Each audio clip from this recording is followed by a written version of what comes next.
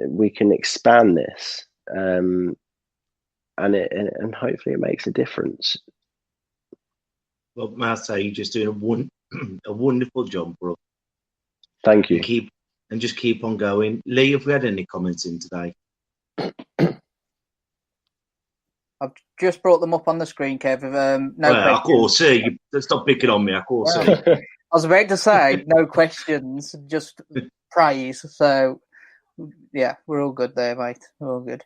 But Thank you, Joe. We've you do some work as well as ambassador, don't you, for Kidscape? Can you tell us a bit about that?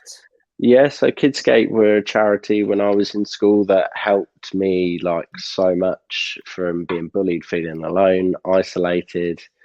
It was someone to talk to. It was going on their site and just reading their quotes, but also using their tools that they had.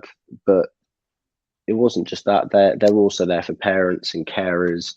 They do a lot of work in schools to try and get the message out there and to implement change and make schools a safer place. They're trying to make the world a safer place for children and young people. And yeah, so from a young age, from them helping me last year, it was, well, no, yes, it was last year. We're 2021 now.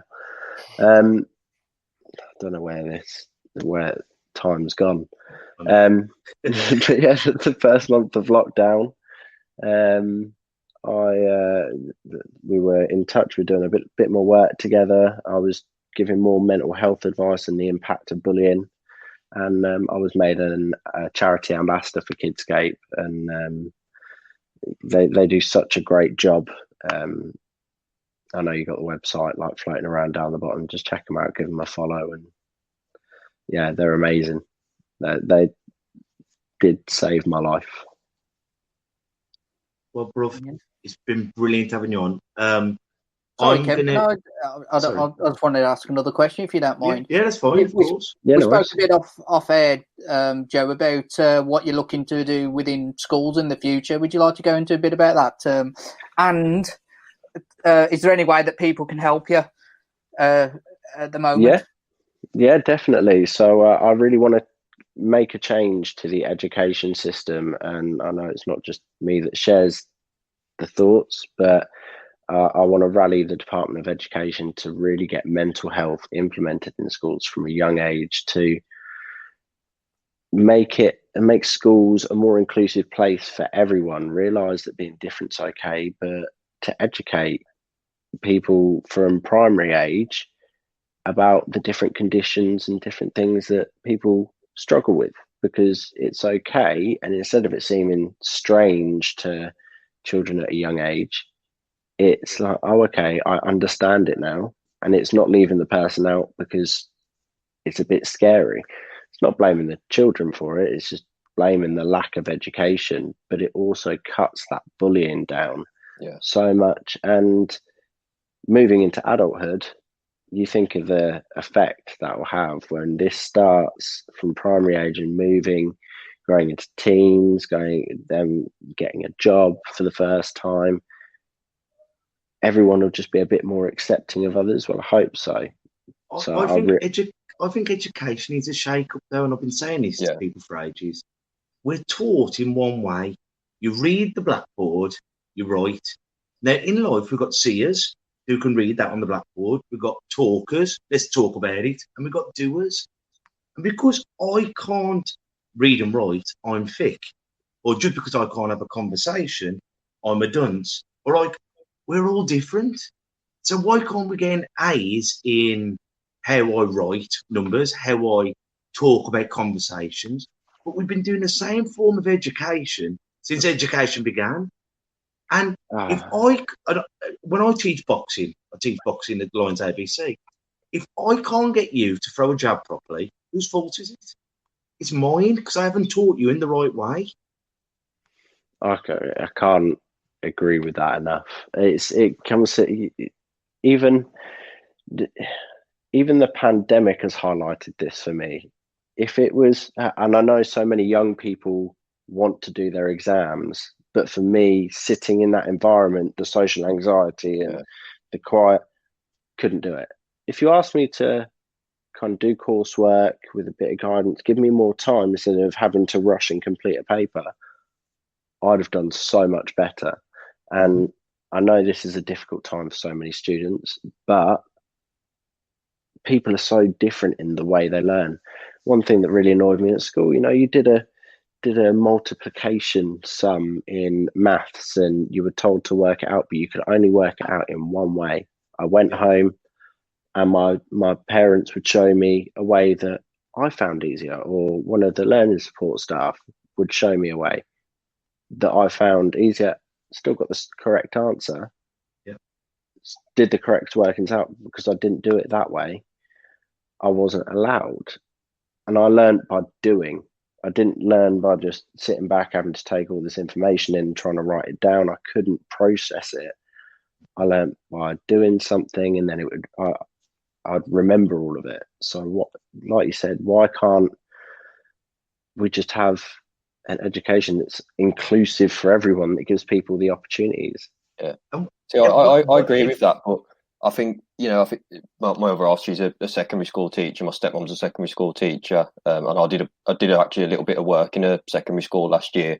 And just listening to what you were saying, then I always remember, obviously without naming any names, but there was someone who was in, he had Tourette's, and he kept getting sent out of the classroom, obviously because he'd say something, kids were laughing, but that would happen to him 3 times every time I was there. And then on the 4th time, someone would get him and take him into a boxed out sort of isolation room. And as you've just said, you can't just have 5 or 6 kids in that room all day. And then, as soon as break time comes, say, go back out into the break time now. Then, like you say, that's when the bullying happens. That's when it all starts. And but on the other hand, just listening to my other half, I think that the problem is now is the budget. They've took so much money out of schools now. I think she was saying that they can't even afford like notebooks and stuff at the minute. They live in red tape as well. You can't just teach someone something that you find interesting.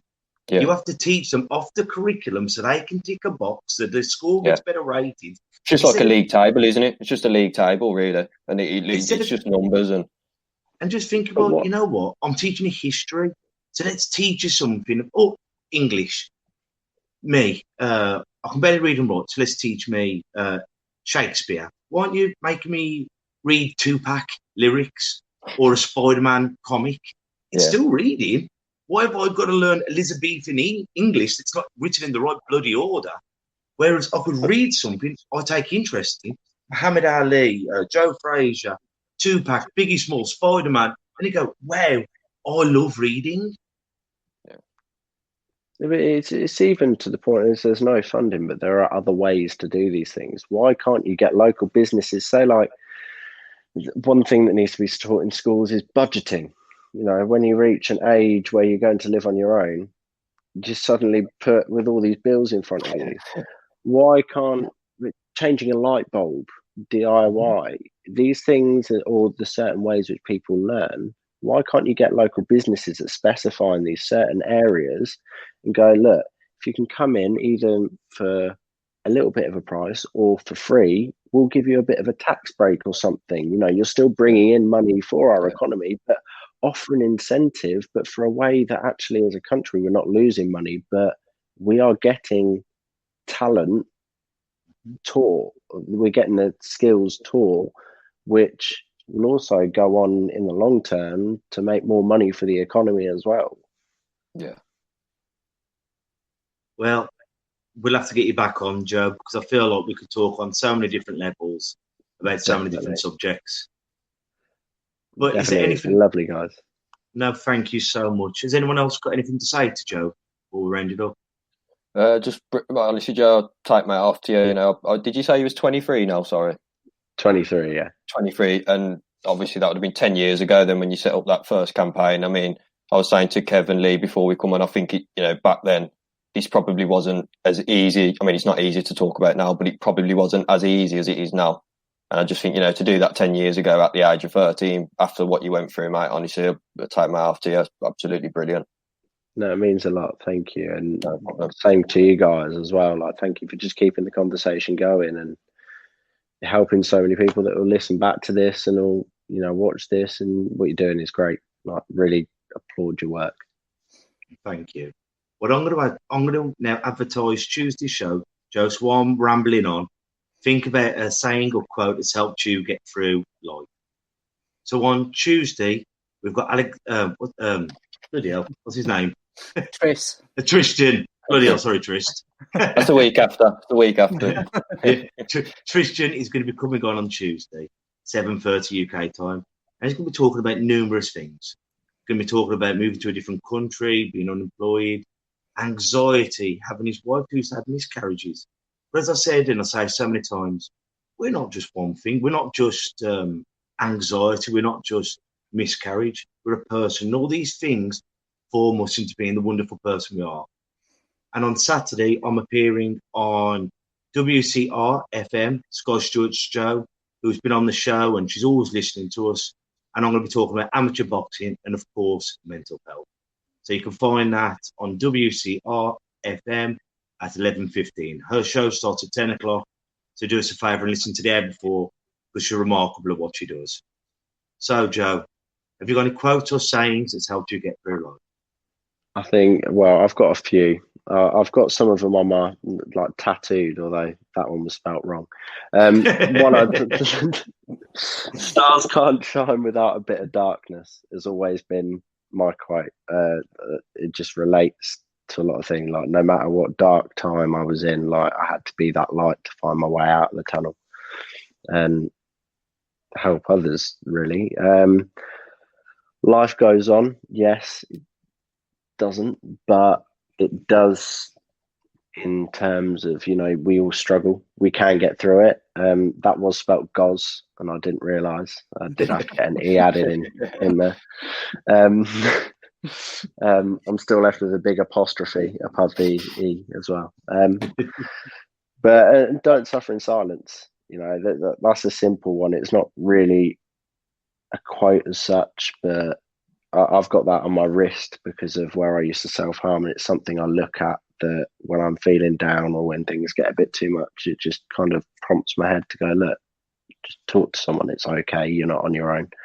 So, yeah, stars can't shine without stars can't shine without darkness. Life goes on. Don't suffer in silence. Well, once again, thank you for coming on. So, guys, thank you. Thank you for tuning in, guys. So until we see each other next time, take care of yourselves and each other. Ta-ra a bit. Cheers, guys. Listen. And that's a wrap for another show. But if there are any comments or messages that you would like us to read out for our next podcast, please be in touch. There are also lots of different organisations at the bottom of this page, and hopefully they can help you or someone you care about. Please share this to spread the word. Until we talk next time, ta-ra a bit. Listen.